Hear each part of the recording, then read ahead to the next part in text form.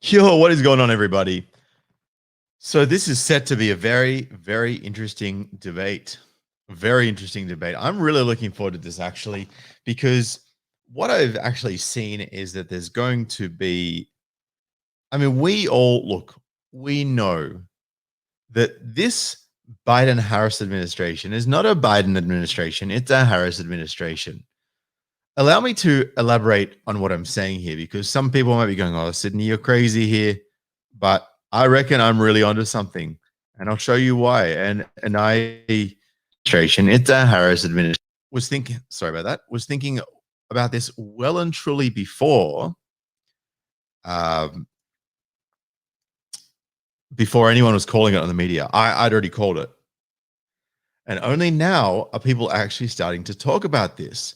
And I'll show you what it is that I'm actually talking about here. Check this out. Where is this screen? There we go.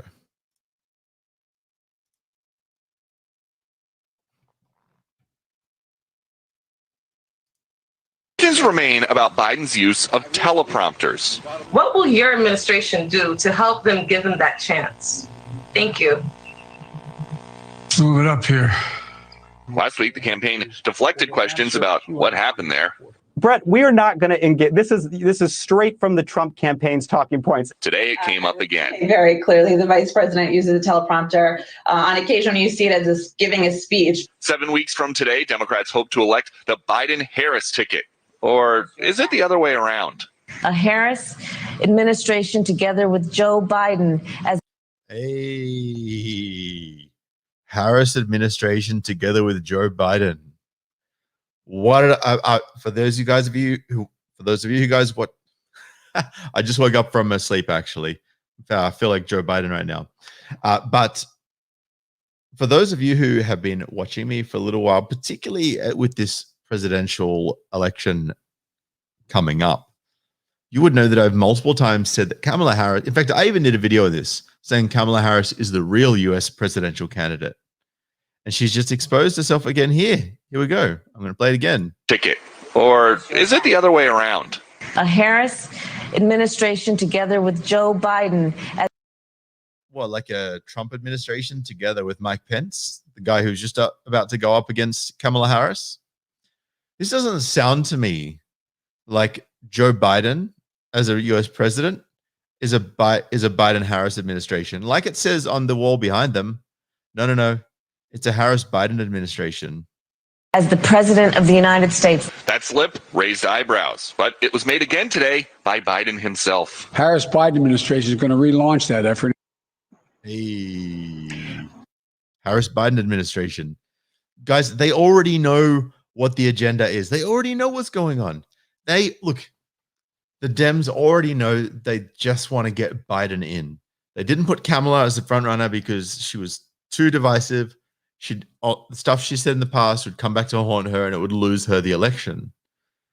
They want her to be the first black female president. That's what they want. They want her to be the first female president and to also be black. They're not hiding this. This is a race and gender issue. They're playing intersectional politics here with your country, fellow Americans. And I say fellow Americans not as an American myself, but as someone who would be talking to you as fellow Americans if I was Americans. Because I actually really care about America. And I think America is in big trouble if Biden gets in. Because it won't be Biden, it will be Harris. And this is why they hate all of this being called out. Right? They hate the fact that Ruth Bader Ginsburg recently passed and that it might be a conservative woman. I thought they wanted more women in positions of power. Well, they do. They just don't want it to be conservative women who don't agree with their feminist and intersectional and leftist politics. That's the real problem. Because a conservative woman threatens their power. Yes, I said it. It threatens their power. It also threatens their privilege. So there's that. Look, I'm calling the election now. It's Trump 2020. Whether you like Trump or not, I can't deny the guy's going to win. Wow, I felt like, and then like, we're doing a great job.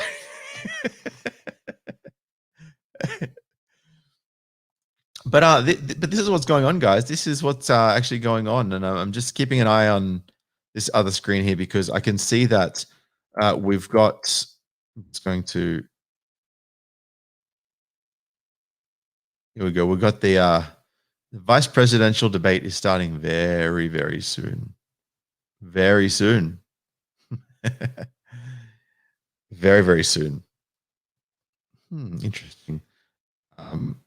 YouTube decided that it would ban the term punani hats, even though the two S's were asterisked out.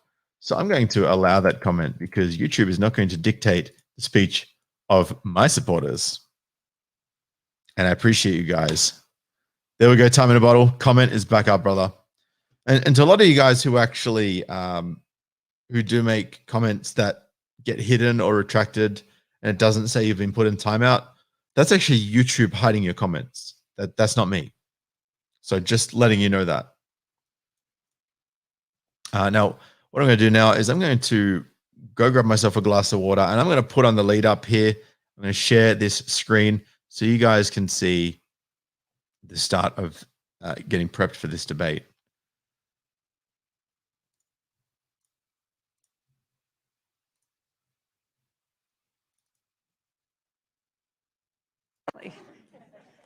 I'm going now to sit down and get settled and turn my back to you, but not I'll be in a right back rude in a way. moment, guys. And I'll see you on the other side. Thanks again for being here.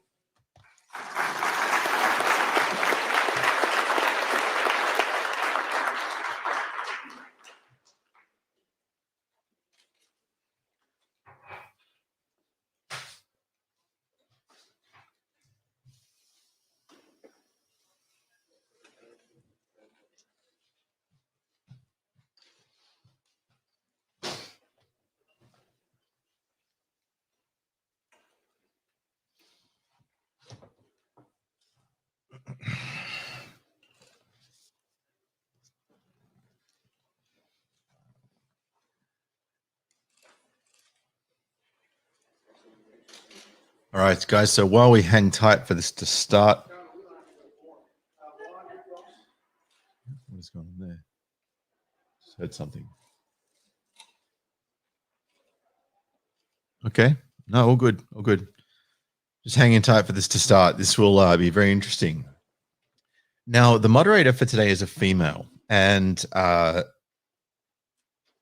understand that this moderator specifically has had a bit to do with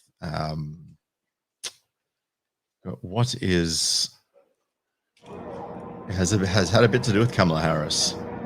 It's gonna be very interesting. It's gonna be very, very, very interesting. Yeah, as Whippy said, I think most people know that this is the Republican vice presidential debate and the Democratic presidential debate. That is exactly right. Shout out to Daniel Corica, says the rules for the crowd at the debate about masks were extremely draconian. If they remove them, they will be removed by law enforcement. Some craziness. Here is money for Guinness or Foster's US. I appreciate that, Daniel. Good to see you, man. Thank you very much. And yeah, I'm just give me a second here.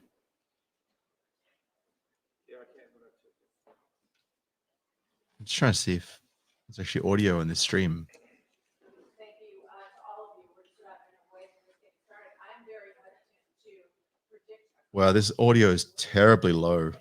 Terribly low.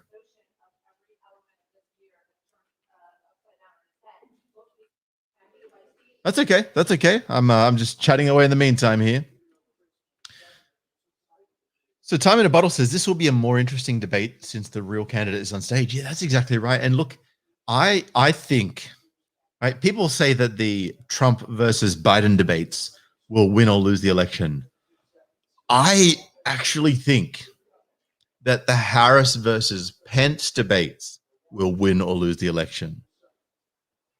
because people know how they feel about Trump and they know how they feel about Biden. And there's a lot of people who are Dems who are choosing to vote. Geez, I need to turn this volume up, fam. I'm going to refresh this. Hopefully that fixes up the audio. There's some crazy low volume right there.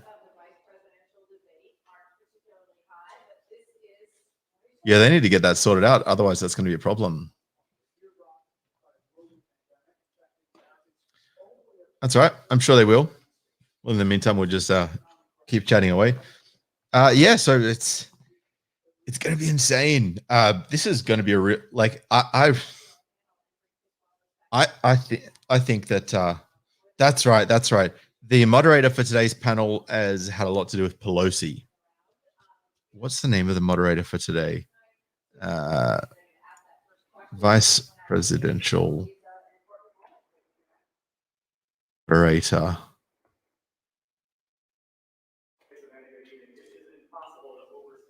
What's her name here? Susan Page. Now, Susan Page, Nancy Pelosi. I love digging for information. Susie Page, Nancy Pelosi. Here we go. Nancy Pelosi. Wow, guys, I'm actually gonna share this with you first. All right, hold the phone. Check this out.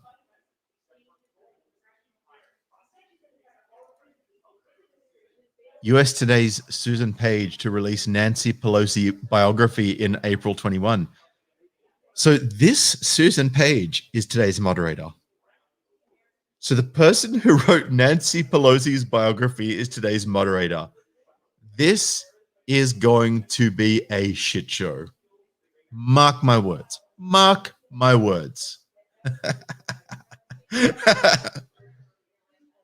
Itchy. Sorry about that, guys. Yeah, this is going to be real interesting. Ooh-wee. See, this is the book that Susan Page wrote. This is the book that today's moderator wrote. let me expand that for you. Here we go. Madam Speaker and the Lessons of Power. The Lessons of Power. Power and Control. Duluth Power and Control Wheel. It's all about power and control from these guys. Seriously. Legitimately. Absolute. You know, I totally agree that this is going to be a hands down setup. Totally agree. It's going to be a setup. But this setup could backfire very, very badly on them. This setup could backfire badly. And because what's going to happen? Oh, hang on. We've got zooming in here. Let me go back to this. Good evening. From the University of Utah in Salt Lake City, welcome to the first and only Vice Presidential Debate of 2020, sponsored by the Nonpartisan Commission on Presidential Debates. I'm Susan Page of USA Today. It is my honor to moderate this debate, an important part of our democracy. In Kingsbury Hall tonight, we have a small and socially distant audience, and we've taken extra precautions during this pandemic. Among other things, everyone in the audience is required to wear a face mask, and the candidates will be seated 12 feet apart. The audience is enthusiastic about their candidates, but they've agreed to express that enthusiasm only twice, at the end of the debate and now when I introduce the candidates. Please welcome California Senator Kamala Harris and Vice President Mike Pence. You.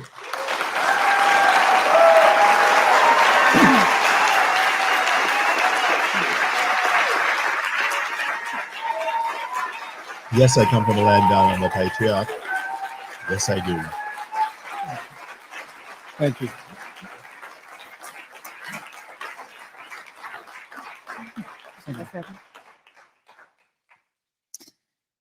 Senator Harris and Vice President Pence, thank you for being here. We're meeting as President Trump and the First Lady continue to undergo treatment in Washington after testing positive for COVID-19. We send our thoughts and prayers to them for their rapid and complete recovery and for the recovery of everyone afflicted by the coronavirus. The two campaigns and the Commission on Presidential Debates have agreed to the ground rules for tonight. I'm here to enforce them on behalf of the millions of Americans who are watching. One note, no one in either campaign or at the Commission or anywhere else has been told in advance what topics I'll raise or what questions I'll ask. Good. This 90-minute debate will be divided into 9 segments of about 10 minutes each. I'll begin a segment by posing a question to each of you, sometimes the same question, sometimes a different question on the same topic. You will then have 2 minutes to answer without interruption by me or the other candidate. Then we'll take 6 minutes or so to discuss the issue. At that point, although there will always be more to say, we'll move on to the next topic.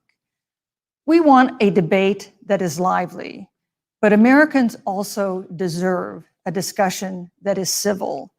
These are tumultuous times, but we can and will This have a is the media respectful taking a hit exchange at Trump. about the big issues facing our nation. Let's begin with the ongoing pandemic that has cost our country so much. They're going to ask you Senator about Trump. Harris, You watch. the coronavirus is not under control. Over the past week, Johns Hopkins reports that 39 states have had more COVID cases over the past 7 days than in the week before. 9 states have set new records.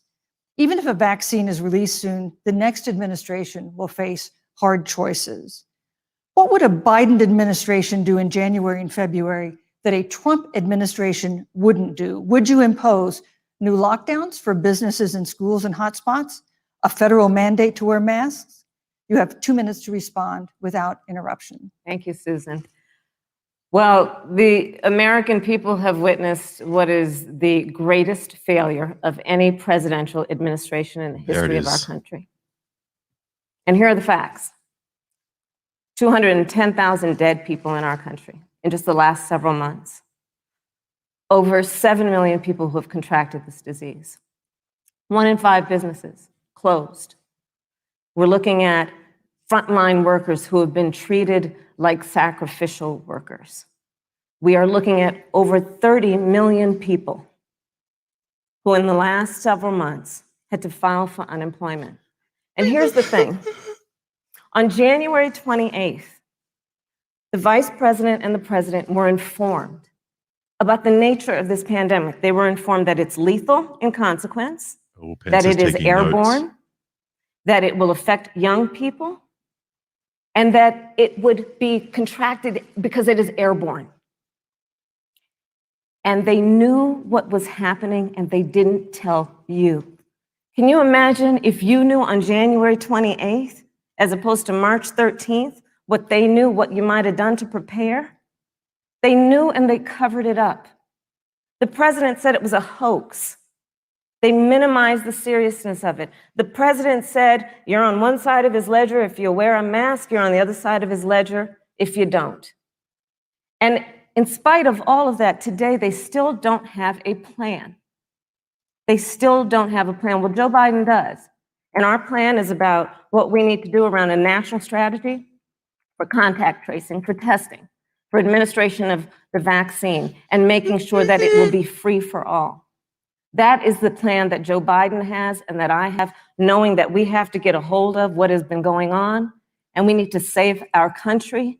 And Joe Biden is the best leader to do that. And frankly, this administration has forfeited By the way, their right to re-election based on this. 2,813,503 people died in the US in Vice President Pence, 2019. more than not from COVID. 210,000 Americans have died of COVID-19 since February. The US death toll as a percentage of our population is higher than that of almost every other wealthy nation on earth. For instance, our death rate is 2.5 times that of Canada next door. You head the administration's coronavirus task force. Why is the US death toll as a percentage of our population higher than that of almost every other wealthy country? And you have 2 minutes to respond without interruption. Susan, thank you. And I want to thank the Commission and the University of Utah for hosting this event. And Senator Harris, class. it's a privilege to be on the stage with you. And our nation has gone through a very challenging time this year. But I want the American people to know that from the very first day, President Donald Trump has put the health of America first. Before, there were more than 5 cases in the United States, all people who had returned from China. President Donald Trump did what no other American president had ever done. And that was he suspended all travel from China, the second largest economy in the world. Now, Senator Joe Biden opposed that decision.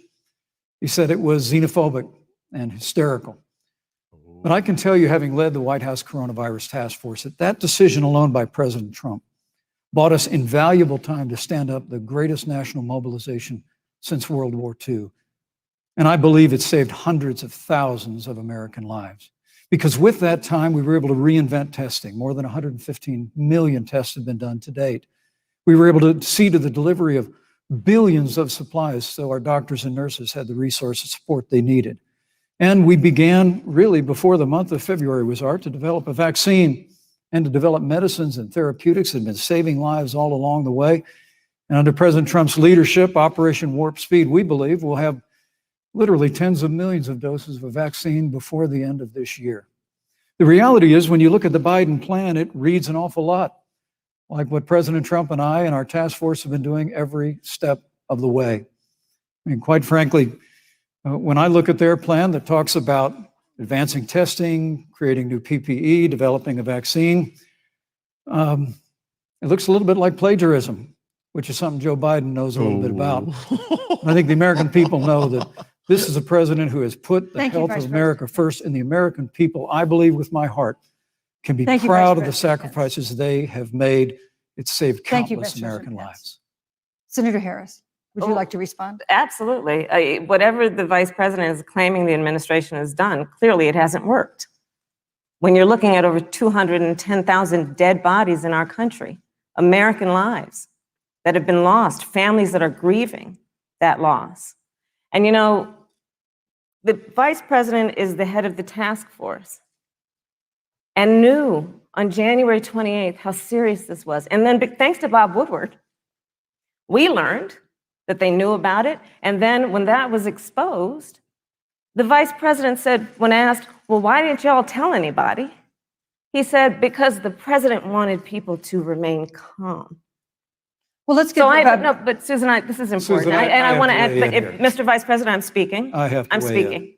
Yeah, you can have 15 more wanna- seconds, and then we'll give the vice president Thank a chance to you. So I respond. want to ask the American people, how calm were you when you were panicked about where you're going to get your next roll of toilet paper? How calm were you when your kids were sent home from school and you didn't know when they could go back? How calm were you when your children couldn't see your parents because you were afraid they could kill them? Let's give Vice President Pence a chance to respond. Vice President Pence, you have 1 minute to respond. You know, there's not a day gone by that I haven't thought of every American family that's lost a loved one. And I want all of you to know that you'll always be in our hearts and in our prayers. But when you say what the American people have done over these last 8 months hasn't worked, that's a great disservice to the sacrifices the American people have made. The reality, if I may finish, Senator, the reality is Dr. Fauci said everything that he told the president in the Oval Office, the president told the American people. Now, President Trump, I will tell you, has boundless confidence in the American people, and he always spoke with confidence that we'd get through this together. But when you say it hasn't worked, when Dr. Fauci and Dr. Birx and our medical experts came to us in the second week of March, they said if the president didn't take the unprecedented step of shutting down roughly half of the American economy, that we could lose 2.2 million Americans. But that's the reality. Thank you. They also Thank you, said Vice to us, if President we Pence. did everything right, Susan, we could still lose more than 200,000 Americans. Vice President Now, one Pence. life lost is Thank too you. many, Susan. But the American people, I believe, deserve Oh, he's credit clever by for referring the to the moderator by her sacrifices that they name have made to buy putting more the health time. of their family and their neighbors first, our doctors, Smart our dude. nurses, our first Thank you, Vice responders. President Pence. And I'm going to speak up on behalf of what the American people have done. Vice President Pence, you were your administration and congressional officials. No social distancing, few masks, and now a cluster of coronavirus cases among those who were there. How can you expect Americans to follow the administration's safety guidelines to protect themselves from COVID when you at the White House have not been doing so? Well, the American people have demonstrated over the last 8 months that when given the facts, they're willing to put the health of their families and their neighbors and people they don't even know first. President Trump and I have great confidence in the American people and their ability to take that information and put it into practice. In the height of the epidemic, when we were losing a heartbreaking number of 2,500 Americans a day, we surged resources to New Jersey and New York and New Orleans and Detroit. We told the American people what needed to be done, and the American people made the sacrifices. When the outbreak in the Sun Belt happened this summer, again, Americans stepped forward. But the reality is the work of the President of the United States goes on. A vacancy on the Supreme Court of the United States has come upon us, and the President introduced Judge Amy Coney Barrett. Thank you. Thank you, Vice President. At that, if I may say, that Rose Garden event, there's been a great deal of speculation about it.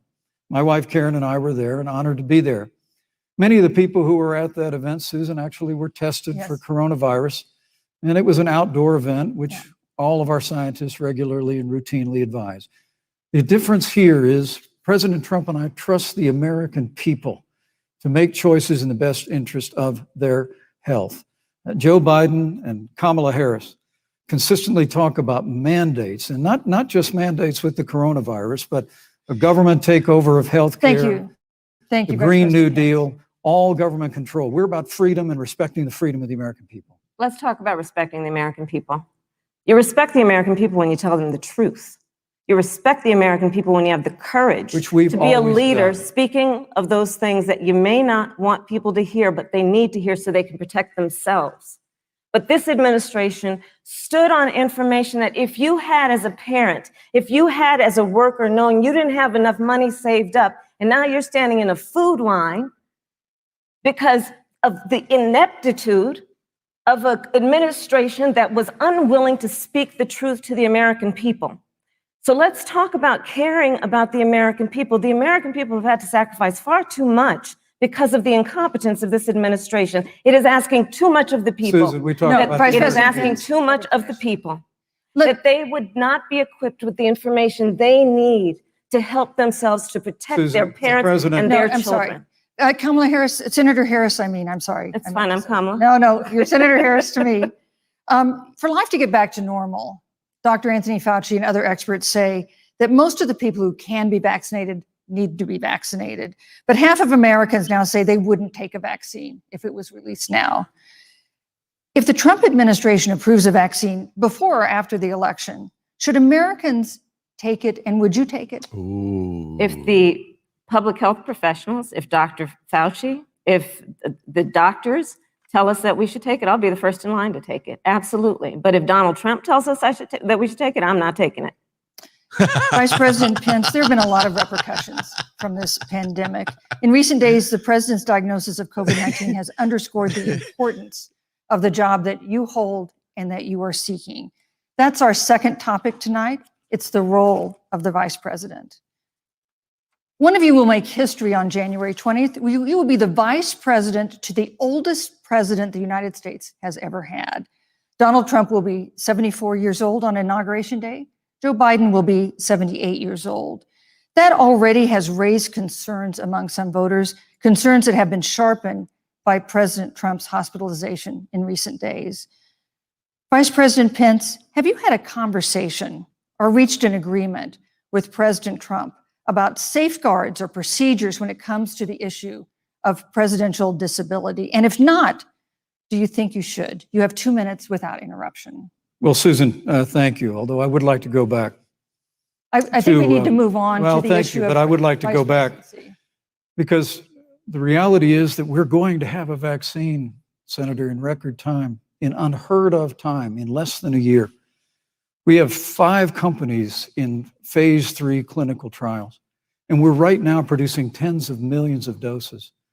So the fact that you continue to undermine public confidence in a vaccine, if the vaccine emerges during the Trump administration, I think is unconscionable. And Senator, I just ask you, stop playing politics with people's lives. Oh. The reality is that we will have a vaccine, we believe, before the end of this year. And it will have the capacity to save countless American lives. And your continuous undermining of confidence in a vaccine is just, So Harris it's said just she unacceptable. wouldn't take the vaccine if And let me Trump also told her say, to take it. you know, the She would reality take it is if when you Fauci talk told her. about failure in this administration, So what if Trump and Fauci we actually do know both what told her to failure take looks it? like in a pandemic. It was 2009. Checkmate. The swine flu arrived in the United States. Thankfully, it ended up not being as lethal as the coronavirus. But before the end of the year, when Joe Biden was vice president of the United States, not 7.5 million people contracted the swine flu. 60 million Americans contracted the swine flu. If the swine flu had been as lethal as the coronavirus in 2009, when Joe Biden was vice president, we would have lost 2 million American lives. His own chief of staff, Ron Klain, would say last year that it was pure luck that they did, quote, everything possible wrong. And we learned from that. They left the strategic national stockpile empty. They left an empty and hollow plan, but we Thank still you, Vice learned President from it. Pence. And I think Vice the President American Pence, your time people, is I'm going up. to say again, can be Vice proud President Pence, I'm of sorry, your what time we is have up. done. And Senator, please Thank you, Vice stop President undermining Pence. confidence in a vaccine. Senator Harris, let me ask you the same question that I asked Sure. Vice President Pence, which is, have you had a conversation or reached an agreement with Vice President Biden about safeguards or procedures when it comes to the issue of presidential disability? And if not, and if you win the election next month, do you think you should? You have 2 minutes uninterrupted. So let me tell you, first of all, the day I got the call from Joe Biden, it was actually a Zoom call, asking me to serve with him on this ticket was probably one of the most memorable days of my life. I thought about my mother, who came to the United States at the age of 19, gave birth to me at the age of 25 at Kaiser Hospital in Oakland, California. And the thought that I'd be sitting here right now, I know would make her proud, and she must be looking down on this. Joe and I were raised in a very similar way. We were raised with values that are about hard work, about the value and the dignity of public service, and about the importance of fighting for the dignity of all people. And I think Joe asked me to serve The value with of him hard because, work. That's why we need I have a socialism, career right? that included being elected the first Just woman ask her. district attorney of San Francisco, where I created models of innovation for law enforcement in terms of reform of the criminal justice system. I was elected the first woman of color and Black woman to be elected Attorney General of the state of California, where I ran the second largest Department of Justice in the United States, second only to the United States Department of Justice. And there I took on everything from transnational criminal organizations to the big banks that were taking advantage of homeowners, to for-profit colleges that were taking advantage of veterans. And then, of course, now I serve in the United States Senate as only the second Black woman ever elected to the United States Senate. I serve on the Senate Intelligence Committee, where I've been in regular receipt of classified information about threats to our nation and hotspots around the world. I've traveled the world. I've met with our soldiers in war zones.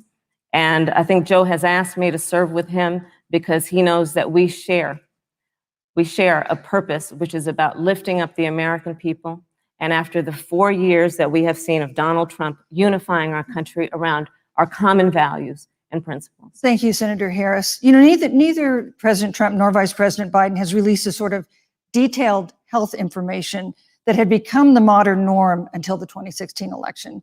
And in recent days, President Trump's doctors have given misleading answers or refused to answer basic questions about his health.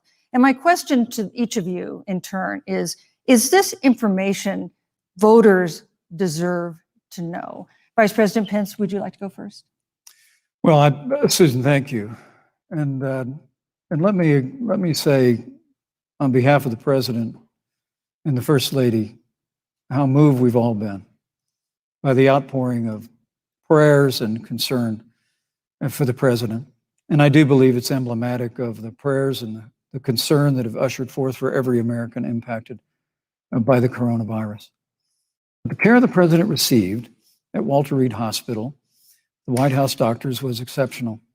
And the transparency that they practiced all along the way will continue.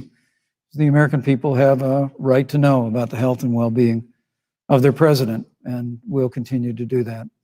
But I'm just extremely grateful and was more than a little moved by the broad and bipartisan support. And Senator, I want to thank you and Joe Biden for your expressions, genuine concern. And I also want to congratulate you. Oh, look at the contempt as I did on she's that looking at phone him call, with. on the She historic hates that he's got nature so of much your class. nomination. Thank you. Hates it. I never expected to be on this stage 4 years ago, so I know the feeling. But the reality is we've got an election before the American people in the midst of this challenging year. And the stakes have never been higher, but I think the choice has never been clearer. I want to give Senator Harris a chance to respond to the same question I asked, which is, do voters have a right to know more detailed health information about presidential candidates and especially about presidents, especially when they're facing some kind of challenge? Absolutely. And that's why Joe Biden has been so incredibly transparent. And certainly by contrast, the president has not, both in terms of health records, but also let's look at taxes. We now know, because of great investigative journalism, that Donald Trump paid $750 in taxes. When I first heard about it, I literally said, "You mean $750,000? And it was like, no, $750. We now know Donald Trump owes and is in debt for $400 million. And just so everyone is clear, when we say in debt, it means you owe money to somebody. And it'd be really good to know who the president of the United States, the commander-in-chief, Red, what up? owes money Hey, what's to. up, bro? American people have a right Just to know finished the stream, so I'm just gonna pop in for a little bit. the president's decisions. And is he making those decisions on the best interest of the American people, of you, or self-interest? So, Susan, I'm glad you asked about transparency, because it has to be She's across the emotional. board. Joe Oh, has yeah. been incredibly Trust me, over many, many years. you can feel it. One thing we all know about I mean, if Joe, Pence was being he this puts it emotional, all I'd call out that there. out as well. He Oh, is yeah. honest, he is forthright. But Donald Trump, on the other hand, Susan. has been about covering up everything. Thank you, Senator Harris. I want to give you a chance to respond, Vice President. Well, look, I respect the fact that Joe Biden spent 47 years in public life. I respect your public service as well. Thank you. But the American So people classy. have a Love that. president who's a businessman, who's a job creator, who's paid tens of millions of dollars in taxes, payroll taxes, property taxes. He's created tens of thousands of American jobs. And the president said those public reports are not accurate. And the president's also released literally stacks of financial disclosures the American people can review just as the law allows. But the distinction here is that Joe Biden, 47 years in public service, compared to President Donald Trump, who brought all of that experience 4 years ago. Thank you, Vice And President. turned this economy around by cutting taxes, rolling back regulation, Thank you, unleashing Vice American President. energy, fighting for free and fair trade, and all of that's Thank on you, the Vice line President. if Joe Biden and Kamala Harris. Wow, trying to silence. Which is about the economy. This has been another aspect of life for Americans. It's been so affected by this coronavirus. We have a jobs crisis brewing. On Friday, we learned that the unemployment rate had declined to 7.9% in September, but the job growth had stalled. And that was before the latest round of layoffs and furloughs in the airline industry at Disney and elsewhere. Hundreds of thousands of discouraged workers have stopped looking for work. Nearly 11 million jobs that existed at the beginning of the year haven't been replaced. Those hardest hit include Latinos, Blacks, and women.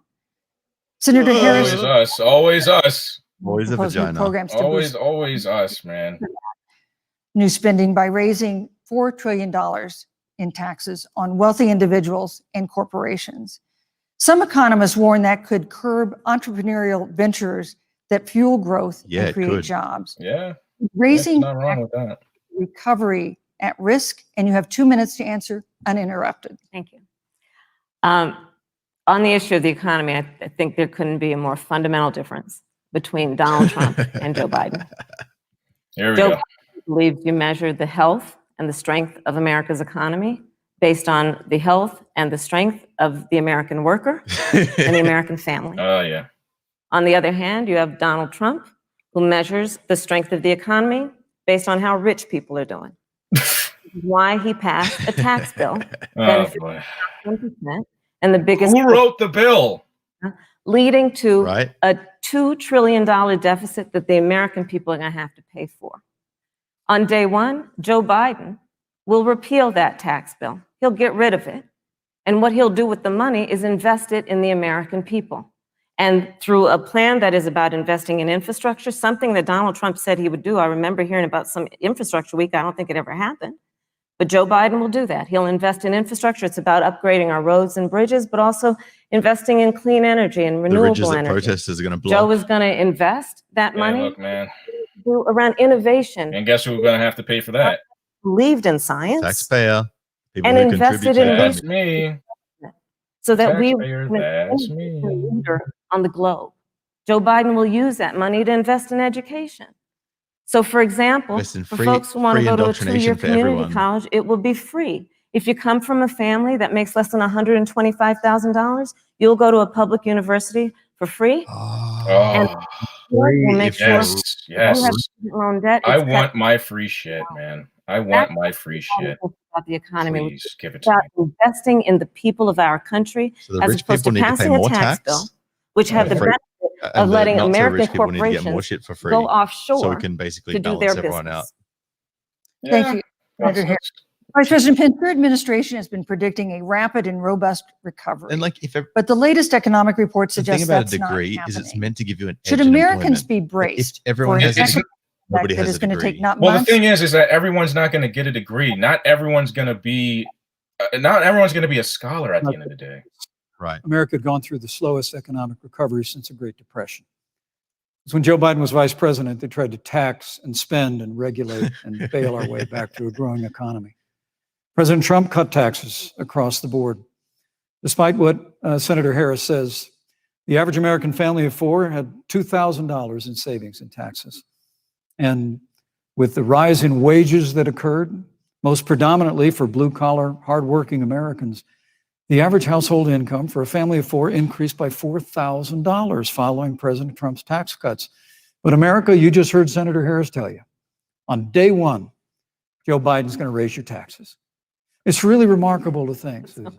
I mean, right after a time where we're going through a pandemic that lost 22 million jobs at the height, we've already added back 11.6 million jobs because we had a president who cut taxes, rolled back regulation, unleashed American energy, fought for free and fair trade, and secured $4 trillion from the Congress of the United States to give direct payments to families, save 50 million jobs through the Paycheck Protection Program. We literally have spared no expense to help the American people and the American worker through this. Joe Biden and Kamala Harris want to raise taxes. They want to bury our economy under a $2 trillion Green New Deal, which you were one of the original Which Biden co-sponsors denounced of in the United presidential States debate. Oh, yeah. Oh, I was there. I know what he was talking about. And fracking, which would cost hundreds of thousands You watch of Kamala's not American going to jobs challenge the all Green New across Deal the either, heartland. which I means wonder what happened, but I do wonder what happened with that, though. I wonder what he got. I'm pretty sure he got the whoosh, whoosh. With China alone. And Joe Biden wants to they just repeal updated all the of the tariffs teleprompter. that President Trump to fight for American jobs and American workers. Joe Biden says democracy's on the ballot.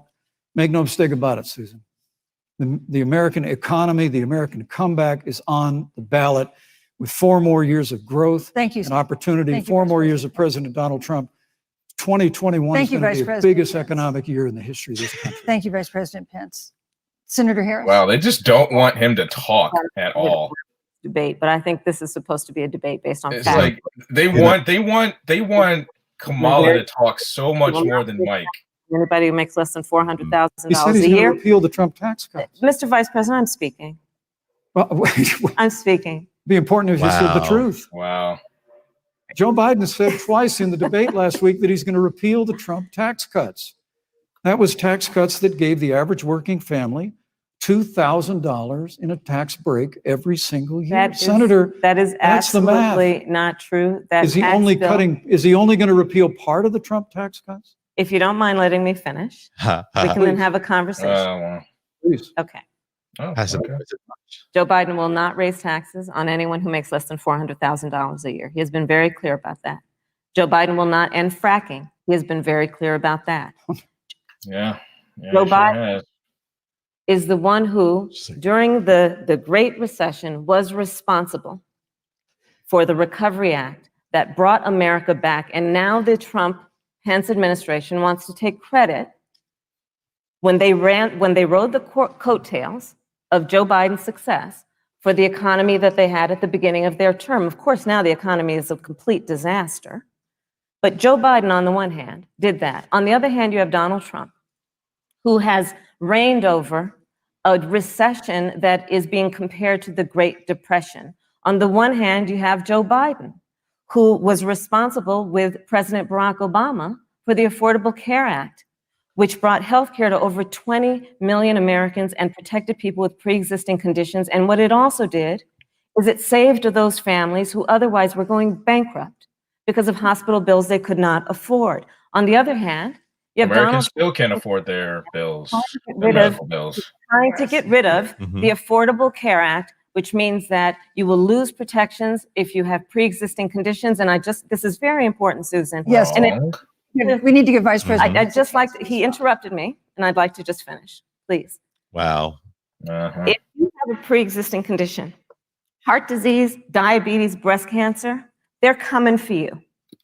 If you love someone who has I wonder why. Thank you. Thank you, Senator coming Harris. for you. If you are under the age of 26 on your parents' coverage, they're coming for Trying to you. make people Senator afraid Harris, thank you. so they Let can me give you a control chance them. to respond. Well, I hope we have a chance to talk about health care. Trust me, even at the age of 26, look, listen, you're still going to have to pay. President Trump and I have a plan to improve health care and to protect pre-existing conditions for every American. But look, Senator Harris, you're entitled to your own opinion, but you're not entitled to your own facts. Oh, Burn. Boom. Boom. Reporter in the eye and pointed and said, I guarantee that we will abolish fossil fuels. They have a $2 trillion version of the Green New Deal, Susan, that your newspaper, USA Today, said really wasn't that very different from the original Green New Deal. More taxes, more regulation, banning fracking, abolishing fossil fuel, crushing American energy, and economic surrender to China is a prescription for economic decline. President Trump and I will keep America growing. The V-shaped recovery that's underway right now will continue with 4 more years of President Donald Trump. Thank you very, very much, Vice President Pence. Once again, you've provided the perfect segue to a new topic, which is climate change. And Vice President Pence, I'd like to pose the first question to you. This year, we've seen record-setting hurricanes in the South. Another one, Hurricane Delta, is now threatening the Gulf. And we have seen record-setting wildfires in the West.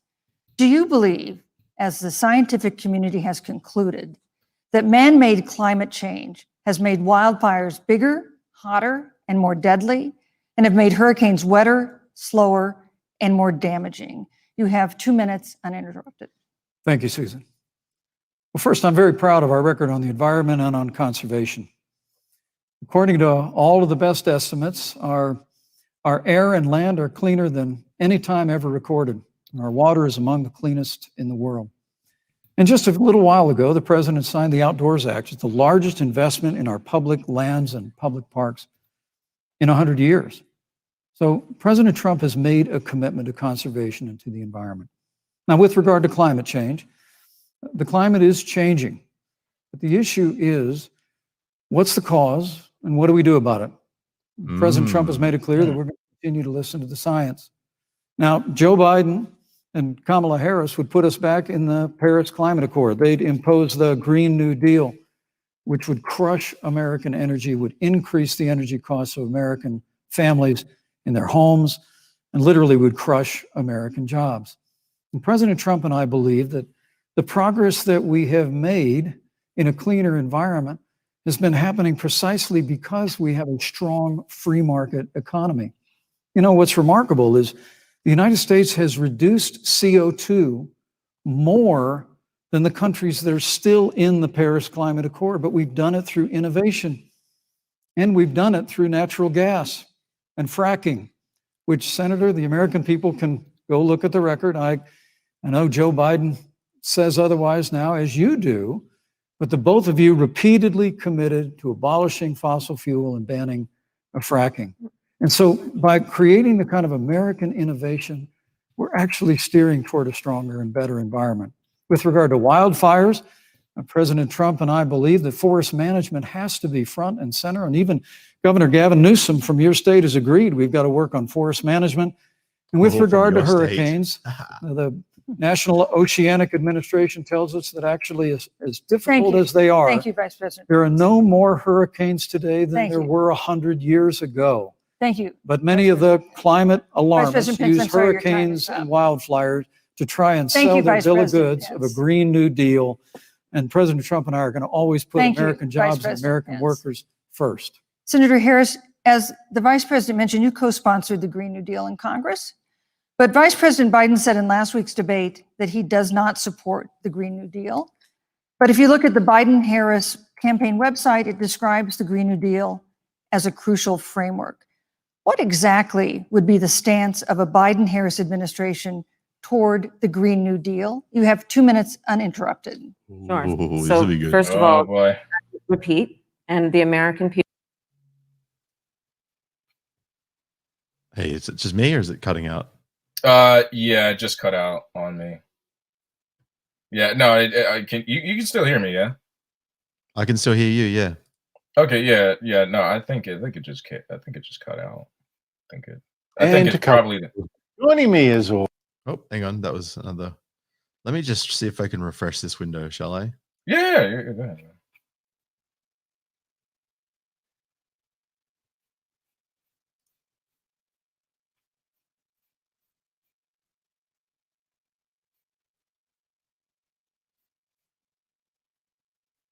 $7 million more jobs than Donald Trump's. Sure. Mhm. Yeah, more like probably government jobs. Yeah, like we need more of those. Right. We need more of those. Definitely. Definitely need one of them government jobs, man. Give me them DMV jobs, man. I'll take those. Straight out. Like I'm gonna work at the goddamn DMV.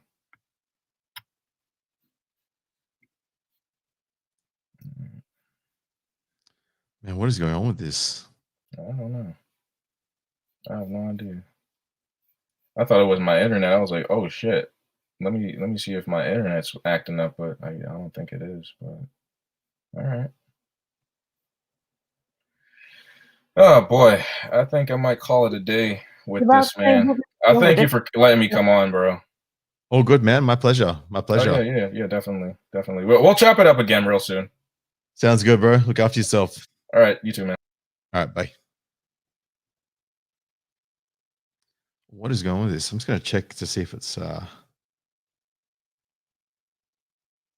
anywhere else on YouTube that I can go to.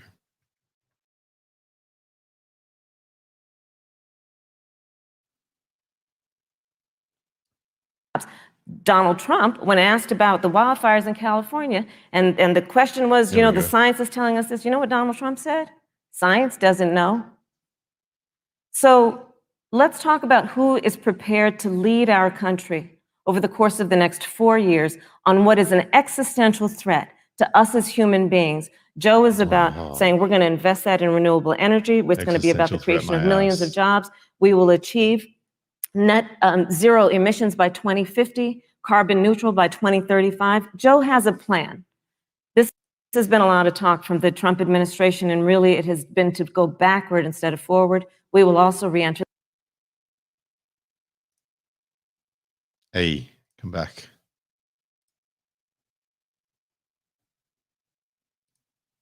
The climate agreement with pride. Senator Harris just said that climate change is an existential threat. Vice President Pence, do you believe that climate change poses an existential threat?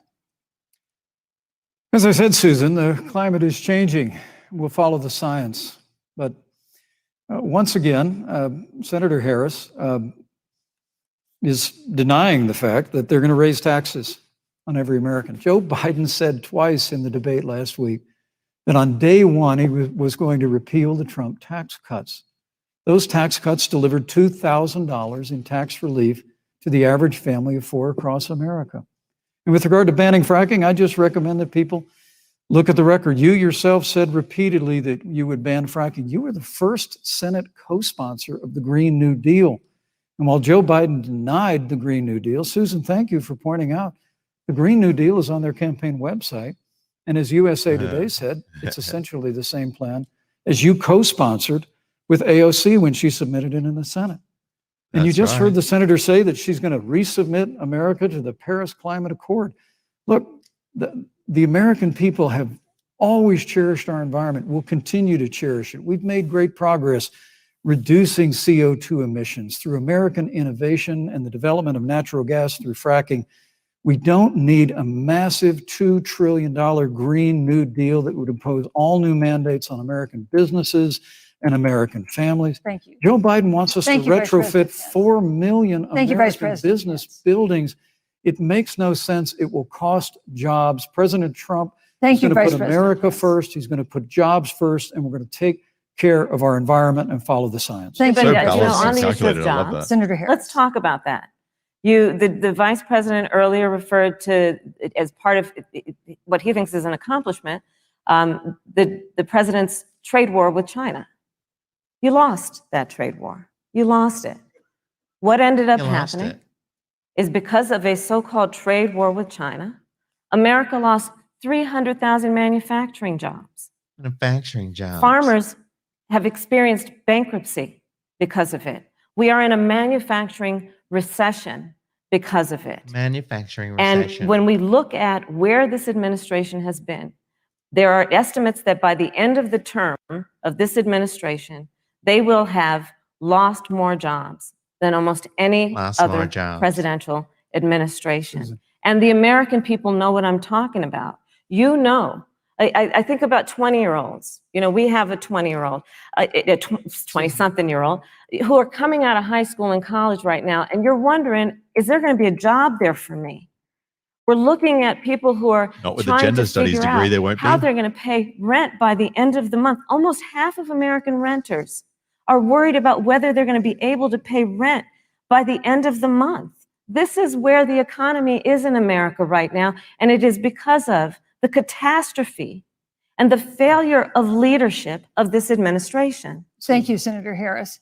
Vice President Pence, let me give you just 15 seconds to respond because then I want to move on to Well, Oh. I'd love to respond. Look, lost the trade war with China. Joe Biden never fought it. Joe Biden has been a cheerleader for communist China through over the last several decades. And again, Senator Harris, you're entitled to your opinion. You're not entitled to your own facts. When Joe Biden was vice president, we lost 200,000 manufacturing jobs. And President Obama said they were never coming back. He said we needed a magic wand to bring them back. In our first 3 years after we cut taxes, you, Vice rolled back President. regulation, unleashed American energy, this administration saw 500,000 Thank you, Vice manufacturing President jobs Pence. created. And that's exactly the kind of growth we're going to continue to see as we bring our nation through Thank you, Vice this President pandemic. Pence. But a Mr. Green New Thank you, Deal, your Vice massive President new Pence. mandates, your Paris Climate Accord, it's going to kill jobs this time, just like it killed jobs. I'd Susan, like to- I just need to respond very briefly. 15 please. seconds and Thank then we'll you. move Thank on. you. Joe Biden is responsible for saving. Oh, come on, don't do this to me.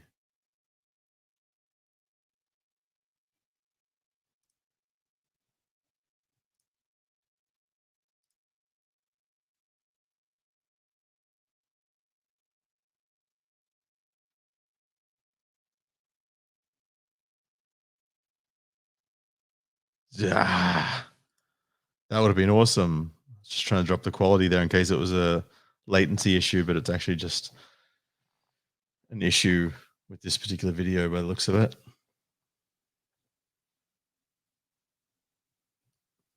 You know, I just look, yes, he goes over time. Yes, he keeps talking, but I just, man, look, I haven't really watched a lot from Mike Pence, but he's just so easy to listen to. He's so classy. He's so articulate. Look, whether Kamala is male or female, man, I'm telling you, she's just so emotional, so unbelievably emotional. See if I can find somewhere else to watch this. America's auto industry, and you voted against it. So let's set the record straight. Thank you. I'd like to talk about China. We have, as our next topic, we have no more complicated or consequential foreign relationship than the one with China. It is a huge market for American agricultural goods. It's a potential partner in dealing with climate change in North Korea. And in a video tonight, President Trump again blamed it for the coronavirus, saying China will pay. Vice President Pence, how would you describe our fundamental relationship with China? Competitors, adversaries, enemies? You have 2 minutes. Thank you, Susan. Well, before I leave that, let me speak to voting records if I can. You know, everybody knows that NAFTA cost literally thousands of American factories to close. We saw automotive jobs go south of the border. President Trump fought to renegotiate NAFTA. And the United States-Mexico-Canada agreement is now the law of the land. American people deserve to know Senator Kamala Harris was one of only 10 members of the Senate to vote against the USMCA. It was a huge win for American auto workers. It was a huge win for American farmers, especially dairy in the upper Midwest. But Senator, you said it didn't go far enough on climate change, that you put your radical environmental agenda ahead of American auto workers and ahead of American jobs. The American people deserve to know that. Is probably why Newsweek magazine said that Kamala Harris was the most liberal member of the United States Senate in 2019, more liberal than Bernie Sanders, more liberal than any of the others in the United States Senate. So now with regard to China, look, Susan, first and foremost, China is to blame for the coronavirus. Boom. And President Trump is not happy about it. He's made that very clear, made it clear again today. China and the World Health Organization did not play straight with the American people. They did not let our personnel into China to get information on the coronavirus until the middle of February. Fortunately, President Trump, in dealing with China from the outset of this administration, standing up to China that had been taking advantage of America for decades in the wake of Joe Biden's cheerleading for China, President Trump made that decision before the end of January to suspend all travel from China. And again, the American people deserve to know Joe Biden opposed President Trump's decision to suspend all travel from China. He said it was hysterical. He said it was Thank you, Vice President xenophobic. Pence. But President Trump has stood up to China. We're going to continue to stand strong. Thank you, Vice President Pence. We So want guys, to I know improve the the debate is relationship, but slightly we're going to behind, but level the that's playing field. because And we're going to hold Vice President China Pence? accountable for It what they didn't did skip to America forward with the coronavirus. Thank you. when it buffered. Senator So Harris, let me ask you the same question that I asked the Vice President. How would you describe our fundamental relationship with China? Are we competitors, adversaries, enemies? You'll have 2 minutes uninterrupted. Susan, the Trump administration's perspective and approach to China has resulted in the loss of American lives, American jobs, and America's standing. There's a weird obsession that President Trump has had with getting rid of whatever accomplishment was achieved by President Obama and Vice President Biden. For example, they created within the White House an office that basically was responsible for monitoring pandemics. They got rid of it. Not true. There was a team of disease experts that President Obama and Vice President Biden dispatched to China to monitor what is now predictable and what might happen. They pulled them out. We now are looking at 210,000 Americans who have lost their lives. Let's look at the job situation. We mentioned before the trade deal, the trade war, they wanted to call it, with China. It resulted in the loss of over 300 manufacturing jobs and a manufacturing recession, and the American consumer paying thousands of dollars more for goods because of that failed war that they called it. Then let's talk about standing. Pew, a reputable research firm, has done an analysis that shows that leaders of all of our formerly allied countries have now decided that they hold in greater esteem and respect Xi Jinping, the head of the Chinese Communist Party, than they do Donald Trump, the President of the United States, the Commander-in-Chief of the United States. This is where we are today because of a failure of leadership by this administration. failure of leadership. Senator Harris, we've seen changes in the role of the United States in terms of global leadership over the past 4 years. And of course, times do change what's your definition? We've seen strains with China, of course, as the Vice President mentioned. We've seen strains with our traditional allies in NATO and elsewhere. What is your definition of the role of American leadership in 2020? So, you know, Joe is, I love talking with Joe about a lot of these issues. And, you know, Joe, I think he said it quite well. Like he talking says, with you know, Joe about foreign racial policy, issues? it might sound complicated, but really it's relationships. So just think about it as relationships. And so we know this in our personal and professional relationships. You got to keep your word to your friends. Got to be loyal to your friends. People who've stood with you, got to stand with them. You got to know who your adversaries are and keep them in check. But what we have seen with Donald Trump is that he has betrayed our friends and embraced dictators around the world. Let's take, for example, Russia. So Russia, I serve on the Intelligence Committee of the United States Senate. America's intelligence community Not told very intelligent us for someone who serves in the Russia Intelligence interfered in Committee. the election of the President of the United States in 2016 and is playing in 2020. Christopher Wray, the director of the FBI, said the same. But Donald Trump, the commander-in-chief of the United States of America, prefers to take the word of Vladimir Putin over the word of the American intelligence community. You look at our friends at NATO. He has walked away from agreements. You can look at the Iran nuclear deal, which now has put us in a position where we are less safe because they are building up what might end up being a significant nuclear arsenal. We were in that deal, guys. We were in the Iran nuclear deal with friends, with allies around the country. And because of Donald Trump's unilateral approach to foreign policy, coupled with his isolationism, he pulled us out and has made America less safe. So, Susan, it's about relationships. And the thing that has always been part of the strength of our nation, in addition to our great military, has been that we keep our word. But Donald Trump doesn't understand that because he doesn't understand what it means to be honest. Thank you, Senator Harris.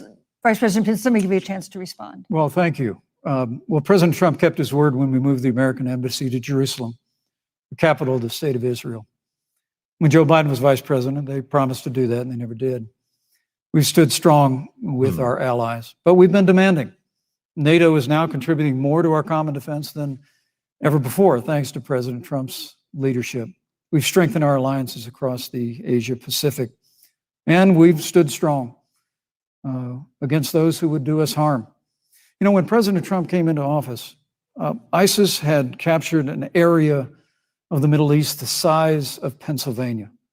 But President Trump unleashed the American military, and our armed forces destroyed the ISIS caliphate and took down their leader, al-Baghdadi, without one American casualty.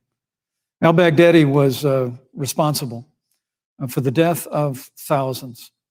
But notably, America's hearts today are with the family of Kayla Mueller, her parents of which are here with us tonight in Salt Lake City. Today, 2 of the ISIS killers responsible for Kayla Mueller's murder were brought to justice in the United States. Jihadi John was killed on the battlefield along with the other beetle. The reality is that when Joe Biden was vice president, we had an opportunity to save Kayla Mueller.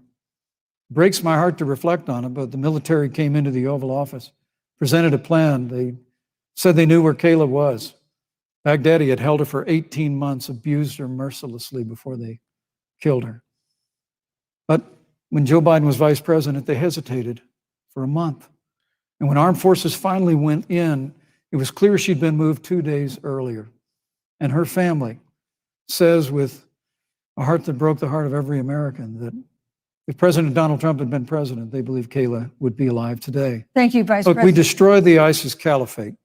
And you talk about re-entering the Iran nuclear deal. I mean, the last administration transferred $1.8 billion to the leading state sponsor Thank you, Vice of President terrorism. Pence. President Donald Trump got us out of the deal. Thank you, Vice President Pence. And when Qasem Soleimani was traveling to Baghdad Thank you, to do Vice President harm Pence. to Americans, President Donald Trump took Thank you, him Vice out. President Pence. And America is He's trying to is get them to safer. cut the mic. Our allies are safer. And the American people know President Donald Trump will never Thank you, Vice President take Pence. action. I would like to give I'd- Senator Harris a chance to By the way, respond, but shout not out at to such great Khaled's lengths because, of course, there are Arcane other Masculine topics we want to Adventures. talk Thank you about. for I that would super like chat, equal brother. I time. Yes. appreciate it. Thank you. Please go ahead. First of all, to the Mueller family, I know about your daughter's case, and I'm so sorry. I'm so sorry. What happened to her is awful, and it should have never happened. And I know Joe feels the same way. And I know that President Obama feels the same way. But you mentioned Soleimani. Let's start there. So after the strike on Soleimani, there was a counter strike on our troops in Iraq. And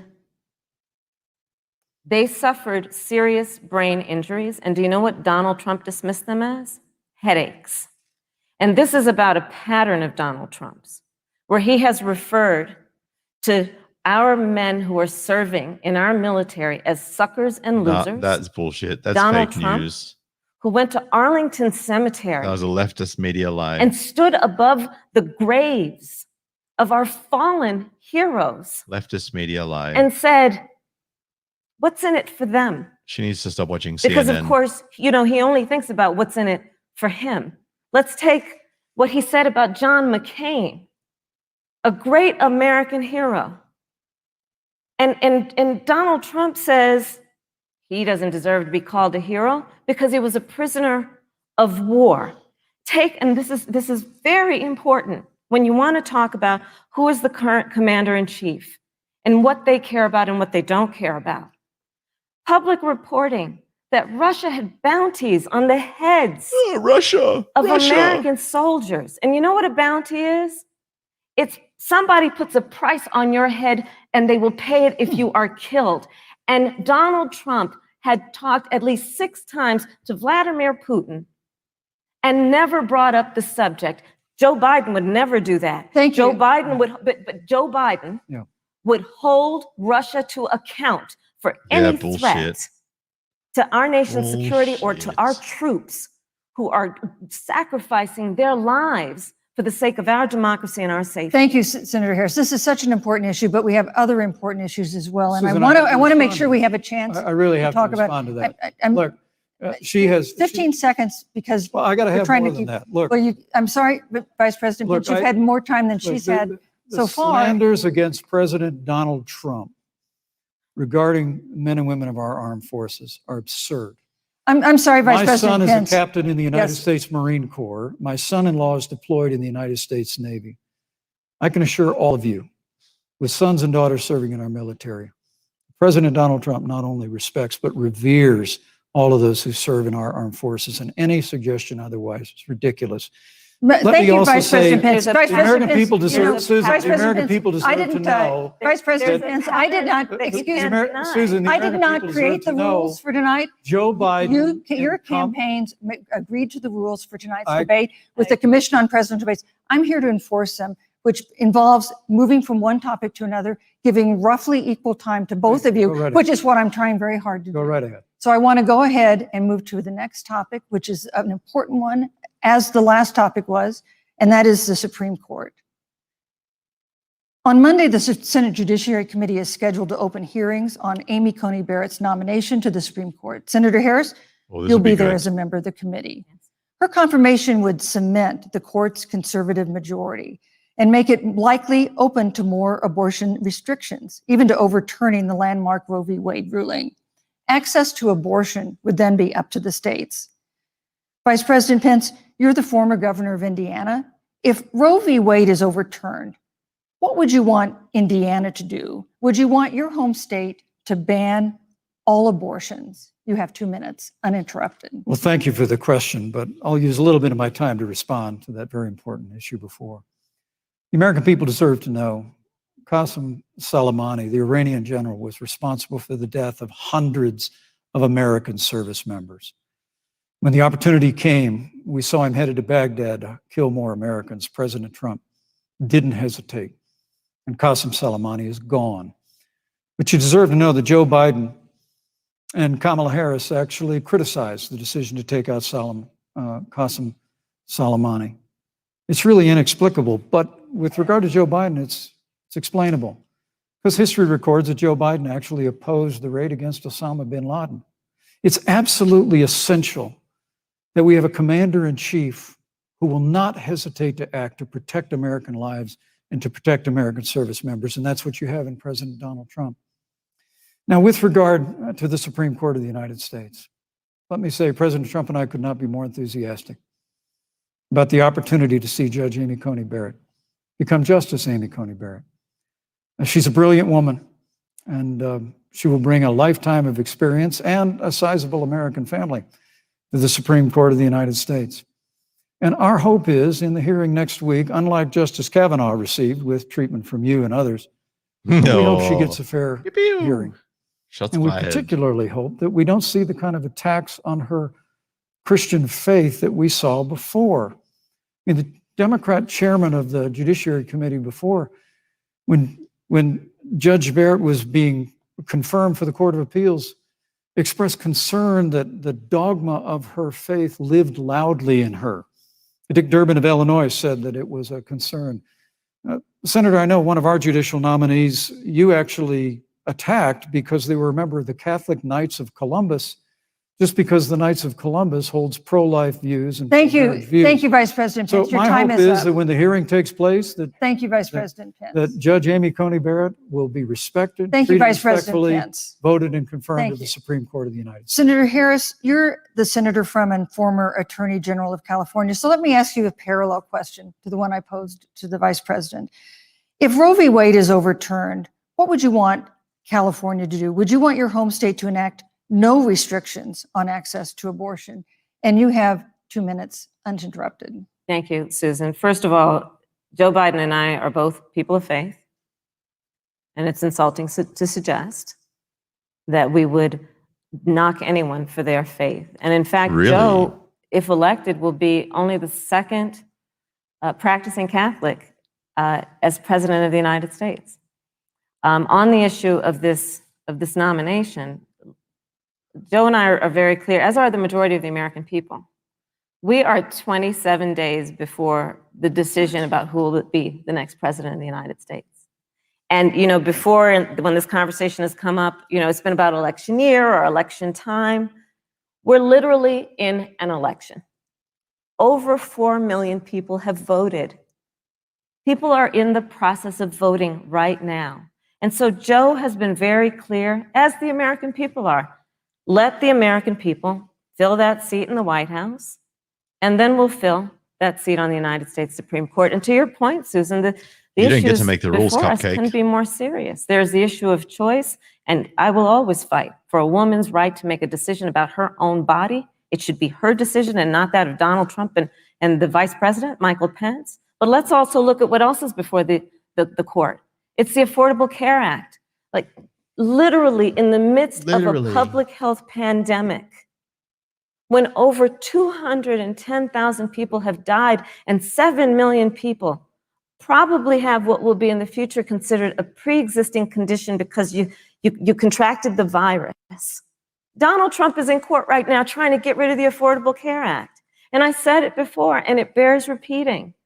This means that there will be no more protections if they win for people with pre-existing conditions. This means that over 20 million people will lose your coverage. It means that if you're under the age of 26, you can't stay on your parents' coverage anymore. And here's the thing, the contrast couldn't be more clear. They're trying to get rid of the Affordable Care Act. Joe Biden is saying, let's expand coverage. Let's give you a choice of a public option or private coverage. Let's bring down premiums. Thank you, Senator Let's Harris. lower Medicare eligibility to 60. Thank you, Senator. That's true Harris. leadership. You know, you mentioned earlier, Vice President Pence, that the president was committed to maintaining protections for people with pre-existing conditions. But you do have this court case that you are supporting, your administration supporting, that would strike down the Affordable Care Act.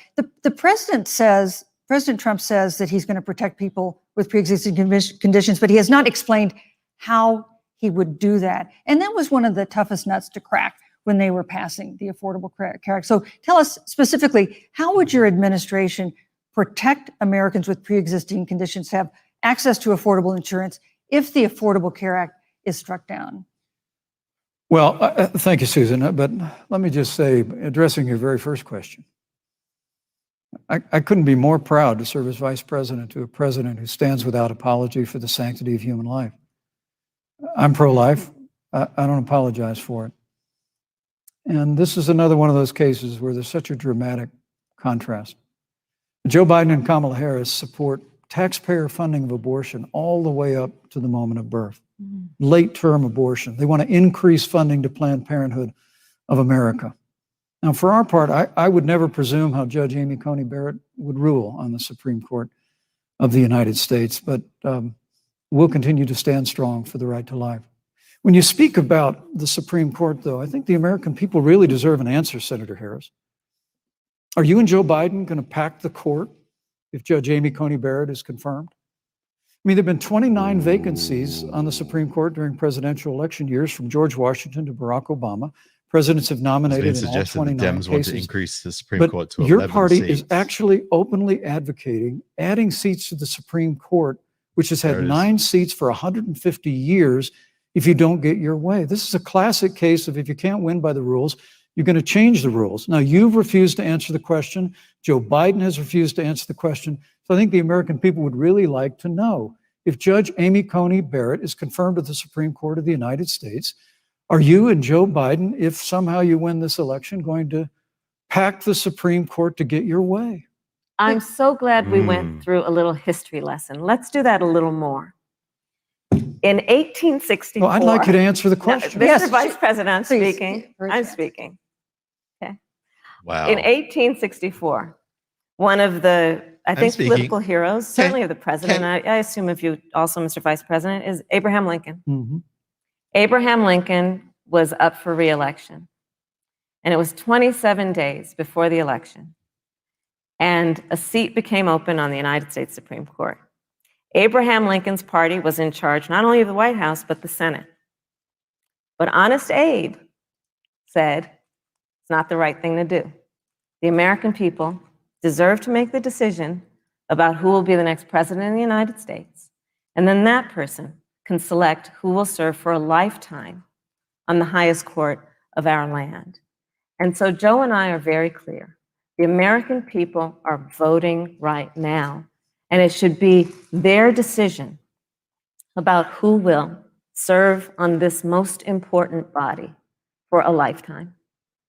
Thank you, And Senator the American Harris. people, Susan, are voting right now. They'd like to know if you and Joe Biden are going to pack the Supreme Court if you don't get your way in this nomination. Let's talk about packing. You once Come again on. gave a non-answer. Joe Biden gave a non-answer. Trying to answer you The now. American people deserve a straight answer. And if you haven't figured it out yet, the straight answer is they are going to pack the Supreme Court if they somehow win this election.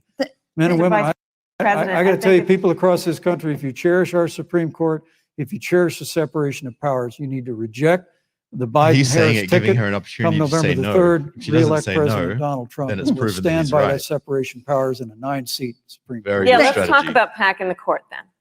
Let's talk about the Please. fact. Yeah, I'm about to. Wow. So the I'm about to. Trump-Pence administration has been, because I sit on the Senate Judiciary Committee, Susan, as you mentioned, and I've witnessed the appointments for lifetime appointments to the federal courts, district courts, courts of appeal.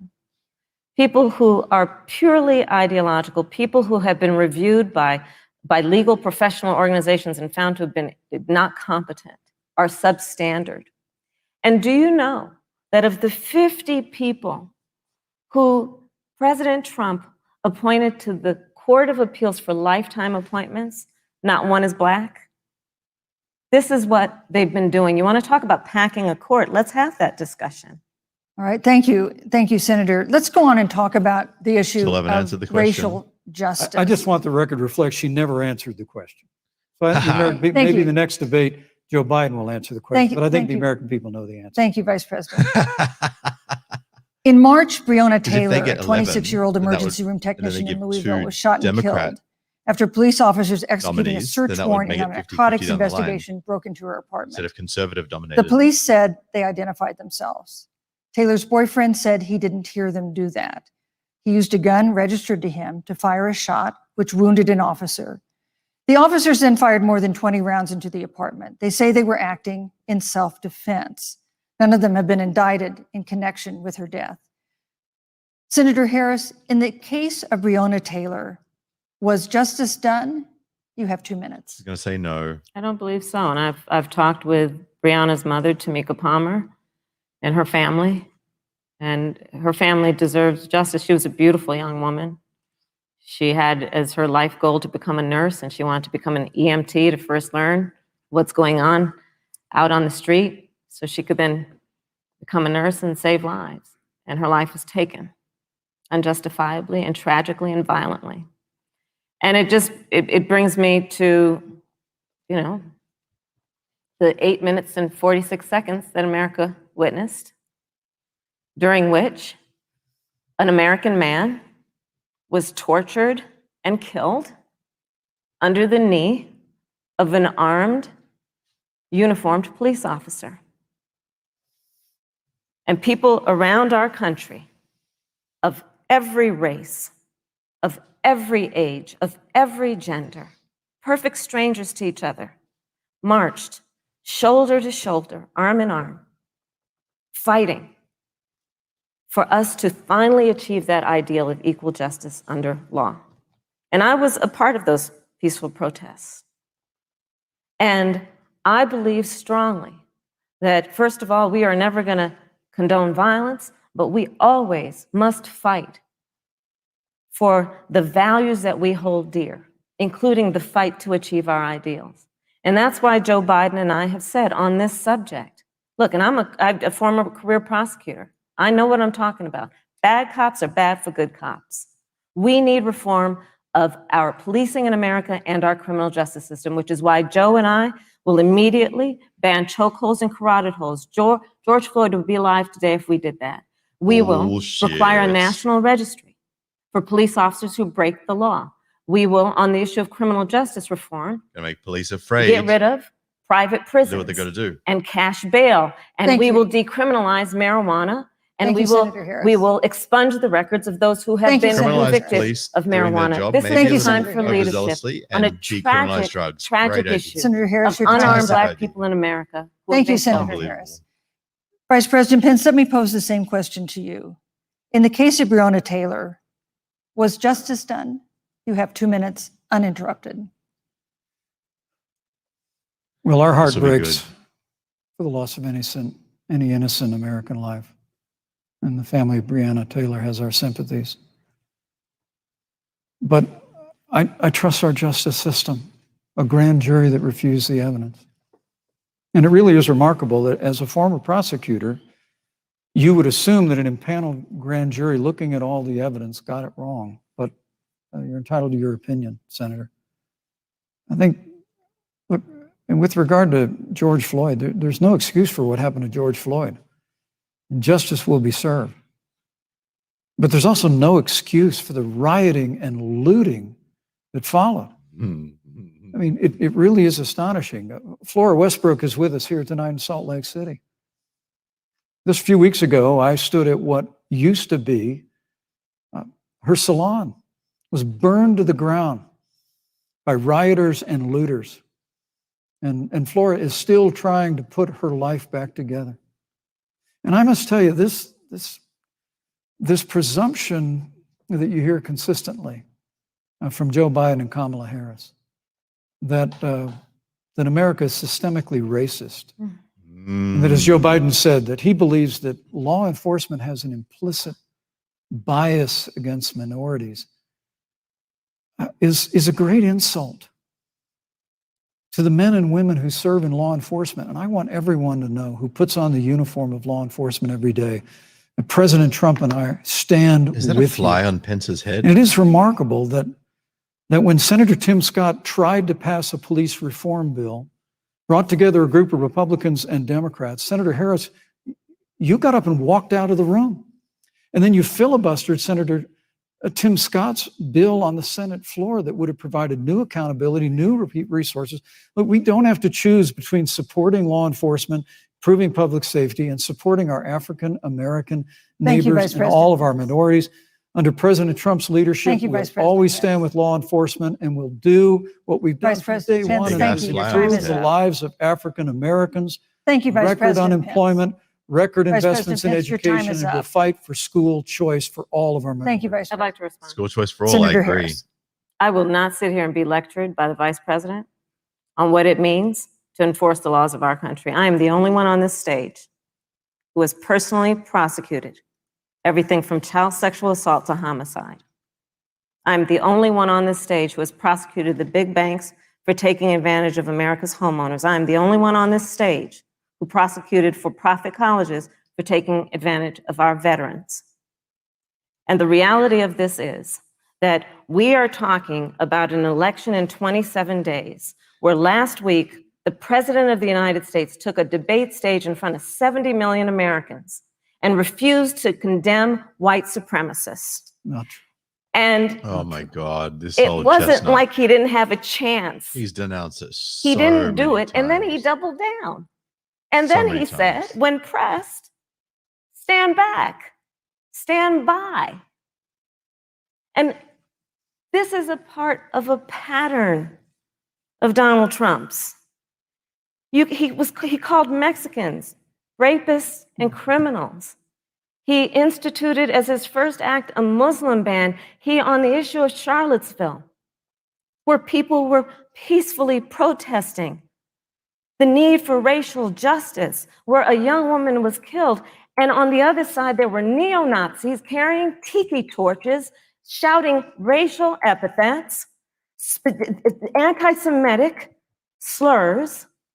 And Donald Trump, when asked about it, said there were fine people on both sides. This is who we have as the president of the United States. In America, you deserve better. On one Joe side, Biden will be a people president on the other who side brings fine? our Of course country not. together Senator Harris. and recognizes the beauty in our diversity Trying to and the unite fact that we Senator all Harris, have thank so you. much more Right. in common than what separates us. Vice President Pence, let me give you a minute to respond. Thank you, Susan. I appreciate that very much. You know, I think this is one of the things that makes people dislike the media so much in this country, Susan, is that you selectively edit, just like Senator Harris did, comments that President Trump and I and others on our side of the aisle make. I mean, Senator Harris conveniently omitted, after the president made comments about people on either side of the debate over monuments, he condemned the KKK, neo-Nazis, and white supremacists, and has done so Countless repeatedly. times. You're Countless concerned that he times. doesn't condemn neo-Nazis. President Trump has Jewish grandchildren. His daughter and son-in-law are Jewish. This is a president who respects and cherishes all of the American people. But you talk about having personally prosecuted. I'm glad you brought up your record, Senator. Thank you. But I really need to make this point. When you were DA in San Francisco, when you left office, African Americans were 19 times more likely to be prosecuted for minor drug offenses than whites and Hispanics. When you were Attorney General of California, Thank you, you Vice President. increased the disproportionate incarceration of Thank blacks you. in California. Yeah. You did nothing on criminal justice reform in California. You didn't lift a That's- finger Thank to you. pass the First Step Back on Capitol Hill. I mean, the reality is your record Thank speaks you, for Vice itself. President President Pence. Trump and I have fought for criminal justice reform. Thank you, Vice President We fought for Pence. educational choice and opportunities for African Americans, all of our Thank you, minorities, sir. and we'll do it for 4 more Thank you. years. You know, there is no more important issue than the final issue that we're going to talk about tonight, and that is the issue of the election But itself. Susan, he attacked my record. I would like an opportunity to respond. Let me give you 30 seconds because we're running out of I time. appreciate that. First of all, having served as the Attorney General of the state of California, the work No that wonder I did California's is a a shit model show. of what our nation needs to do, and we will be able to do under a Joe Biden presidency. Our agenda includes what this administration has failed to do. It will be about not only instituting a ban on chokeholds and carotid holes, Thank you. not only, Thank you, Senator I would Harris. like to go through, These are points that you made earlier in the hour, and I want to talk about the election itself before we have to. but I want to talk about the connection between But I what Joe want and I it. will do and my record, I want which it. includes, I was the first Give me. statewide officer to institute a requirement that my agents would wear body cameras and keep them on full time. We were the first to initiate a requirement that there would be a training for law enforcement on implicit bias, because yes, Joe Biden and I recognize that implicit bias does exist, Mr. Vice President, contrary to what you may Why? believe. Because We Kamala did the says work so. of instituting reforms that were about investing in reentry. This is the work that we have done and the work we will do going forward. And again, I will not be lectured by the Vice President on our record of what we have done in terms of law enforcement and keeping our communities safe and a commitment to reforming the criminal justice system of America. Thank you, Senator Harris. And I'd like to pose I'd like you to respond first to the question on our final topic, the election itself. President Trump has several times refused to commit himself to a peaceful transfer of power after the election. If your ticket wins and President Trump refuses to accept a peaceful transfer of power, what steps would you and Vice President Biden then take? What would happen leftist question. next? You have 2 minutes. So I'll tell you, Joe and I are, I think, particularly proud of the coalition that we've built around our campaign. We probably have one of the broadest coalitions of folks that you've ever seen in a presidential race. Of course, we have the support of Democrats, but also independents and Republicans. In fact, 7 members of President George W. Bush's cabinet are supporting our ticket. We have the support of Colin Powell, Cindy McCain, John Kasich, over 500 generals, retired generals, and former national security experts and advisors are supporting our campaign. And I believe they are doing that because they know that Joe Biden has a deep, deep-seated commitment to fight for our democracy and to fight for the integrity of our democracy and to bring integrity back to the White House. And so we believe in the American people. We believe in our democracy. And here's what I'd like to say to everybody. Vote. Please vote. Vote early. Come up with a plan to vote. Go to iwillvote.com. You can also go to joebiden.com. We have it within our power in these next 27 days to make the decision about what will be the course of our country for the next 4 years. And it is within our power. And if we use our vote and we use our voice, we will win. And we will not let anyone subvert our democracy with what Donald Trump has been doing, as he did on the debate stage last week, when again in front of 70 million people, he openly attempted to suppress the vote.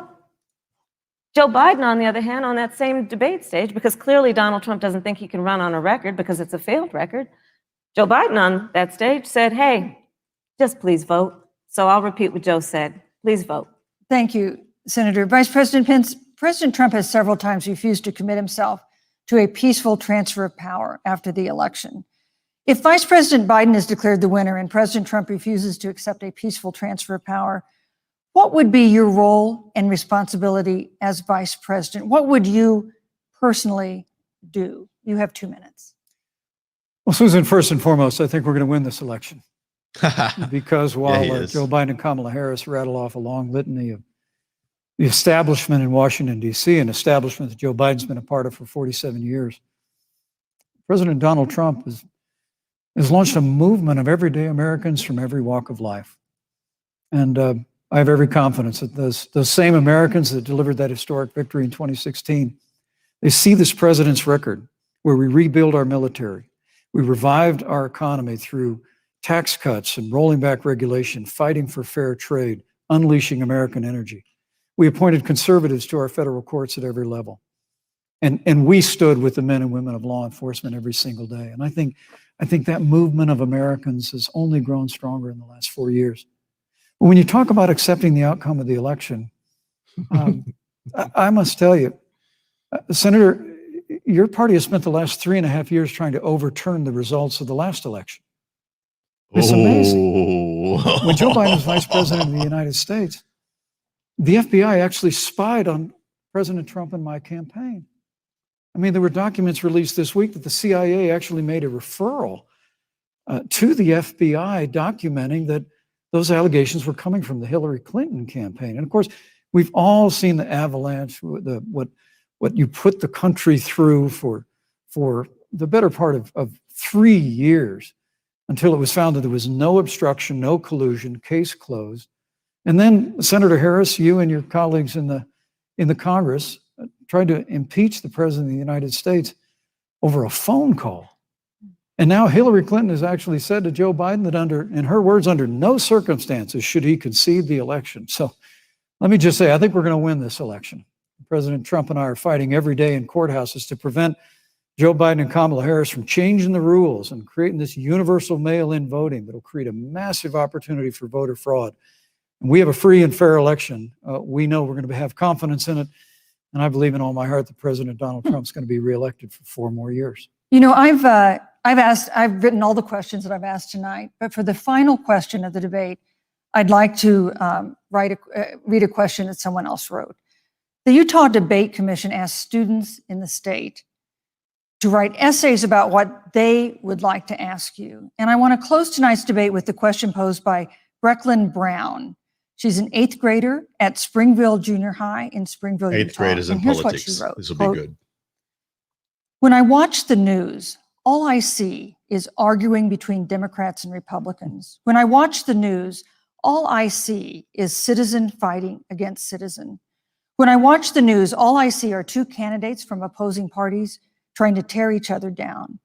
If our leaders can't get along, how are the citizens supposed to get Because the along? news And then only she shows added, you the things to be scared your of. examples Shows you could make clickbait. all the difference to bring us together, end quote. So to each of you in turn, I'd like you to take 1 minute and respond to Brecklin. Vice President Pence, you have 1 minute. Brecklin, it's a wonderful question. And let me just commend you for taking an interest in public life. I started following the news when I was very young. And in America, we believe in a free and open exchange of debate. And we celebrate that. And it's how we've created literally the freest and most prosperous nation in the history of the world. But I would tell you that don't assume that what you're seeing on your local news networks is synonymous with the American people. You know, I look at the relationship between Justice Ruth Bader Ginsburg, the late justice who we just lost from the Supreme Court, and the late Justice Antonin Scalia. They were on polar opposites on the Supreme Court of the United States, one very liberal, one very conservative. But what's been learned since her passing was the 2 of them and their families were the very closest of friends. I mean, here in America, we can disagree. We can debate vigorously, as Senator Harris and I have on this stage tonight. But when the debate is over, we come together as Americans. And that's what people do in big cities and small towns all across this country. So I just want to encourage you, Brecklin. I want to tell you that we're going to work every day to have government as good as our people. And the American people each and every day love a good debate. We love a good argument. But we always come together and are always there for one another. Thank you. In times of need. Classy We've especially as hell. learned that Thank you, through Mr. the Vice President. difficulties of this year. Senator Harris, what would you say to Brecklin? First of all, I love hearing from our young leaders. And when I hear Here we her go. words, when I hear your words, Brecklin, I know our She's like, future is "Oh, I'm bright. going to manipulate because this little kid it into is voting that for me in perspective future." on who we are and who we should be.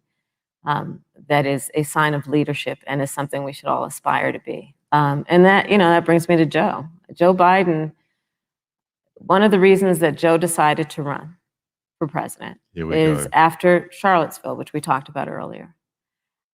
It so troubled him and upset him, like it did all of us, that there was that kind of hate and division. Troublesome hate, division. What propelled Joe to run Listen for to these president words. was to see that over the course of the trying last to 4 scare years, people. what Brecklin described has been happening.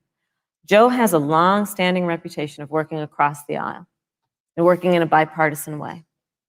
And that's what he's going to do as president. Joe Biden has a history of lifting people up and fighting for their dignity. You mean you have to know Joe's story to know that Joe has known pain, he has known suffering, and he has known love. And so, Brecklin, when you think about the future, I do believe the future is bright. And it will be because of your leadership. And it will be Because of an 8-year-old's leadership? we fight for each person's voice through their vote and we get engaged in this election because you have the ability through your work and through eventually your vote Thank you, to Senator determine Harris. Through the her future work, of our what, as country an and what its 8-year-old leadership looks activist? like. Come on, Kamala. Thank you, Senator Harris. Thank you, Vice President Pence. Thank you so much for being with us tonight. We want to thank also the University of Utah for its hospitality, and most of all, our thanks to all the Americans who watched this debate tonight. Again, our best wishes for a quick recovery to President Trump, the First Lady, and everyone who is battling COVID-19. The second presidential debate is next week on October 15th, a town hall style debate in Miami. We hope you'll join us then. Can't wait. Juicy.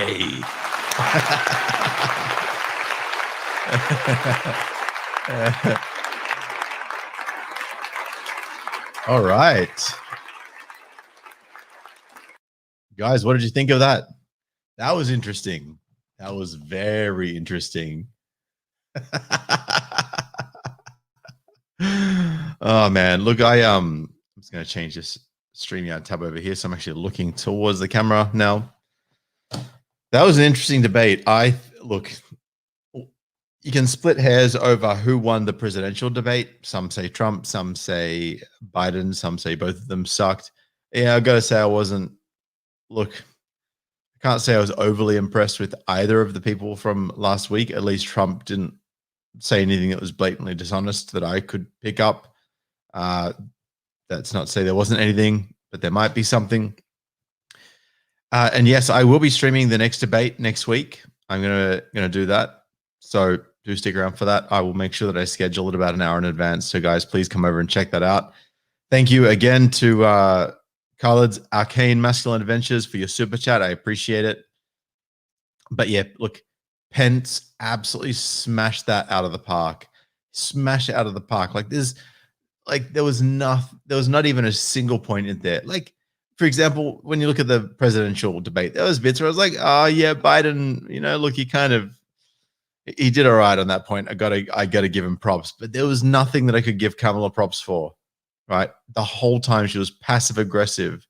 You could tell she was just like the anger was bubbling up inside her. So many fake news lies, just parroting the mainstream media. So much crap. So yeah, I hope that there's another vice presidential debate and that that Pence pummels Harris again. And I really hope that in the next presidential debate, they get Biden speaking first most of the time, so Trump can take him down. Anyway, that's just my 2 cents worth. Because look, when Trump speaks first, Biden just talks shit after him. When Biden speaks first, Trump rebukes a lot of what he's saying. There's exceptions to both of those. Maybe I'm a little bit biased because love me a bit of the old Don. And not gonna lie, if I was American, I'd vote for him, but I'm not, so I can't. So I'm just going to have to keep expressing my personal opinions that are not reflected by anyone else, and anyone else who agrees with me, then that's cool. But if they don't, that's cool as well. Anyway, guys, I would love to get your respectful comments in the box below. Make sure you smash the thumbs up on this. And for anyone who hasn't yet seen the vice presidential debate, make sure to send them this link so they can check out this video along with this commentary. Anyway, guys, I appreciate you all. If you want to donate, as always, details in the description below, PayPal, crypto, and you can also support this channel by heading to sydneymegtower.com/brave. If you are not currently using Brave browser and you want something that's going to give you more privacy with the same functionality and usability of Google Chrome. Anyway, guys, I'm out of here. I will catch you in the next video, but until then, peace.